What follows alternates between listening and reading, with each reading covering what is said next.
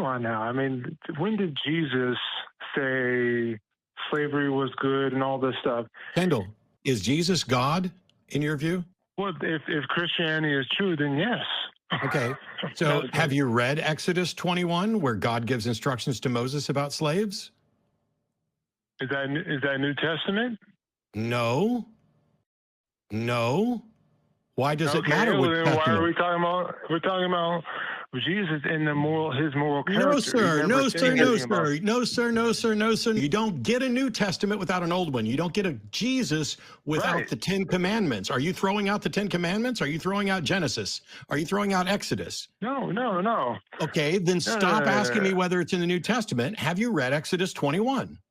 Yes, I have, but and doesn't Exodus 21 isn't Kendall laws in Exodus 21 doesn't God sanction slavery? What do you mean by sanction? Regulated? Does God suggest that it is okay for human beings to own other human beings as property, pass them on to their children, and beat them as long as they don't die within a couple days? Is that what's in Exodus 21?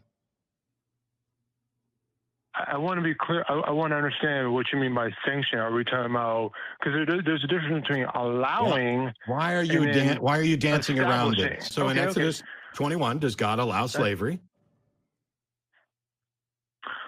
He allows a certain form of slavery that isn't like what we understand to be. Actually, Kendall, in Exodus 21, God allows two different types of slavery because there's different rules for Jewish slaves than there are for non-Jewish slaves. Jewish slaves have a completely different set of rules at the beginning of Exodus 21 than non-Jewish slaves. Jewish slaves can only be held for 7 years unless you trick them into becoming slaves forever. Non-Jewish slaves are your property to be passed on to your children. And does Exodus 21 say you can beat slaves as long as they don't die within a day or two? Yes, it does. Do you think that's moral?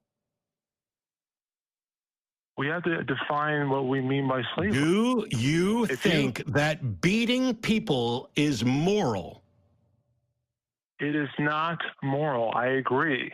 Congratulations. You're better than your God. You're better than your Bible. And I wish you'd have been honest enough. I wish you'd have been honest enough to actually acknowledge that from the beginning. Because it's embarrassing to have people like you call in to do, oh, well, Christianity and God's good. And then when I bring up something, you're like, is that the New Testament? It doesn't make any fucking difference if it's a New Testament, if you believe that God is responsible for the Old Testament as well. And in the Old Testament, he sanctions beating people as long as they don't die within a day or so, which you would say is immoral, which I would say is immoral, but your God is okay with.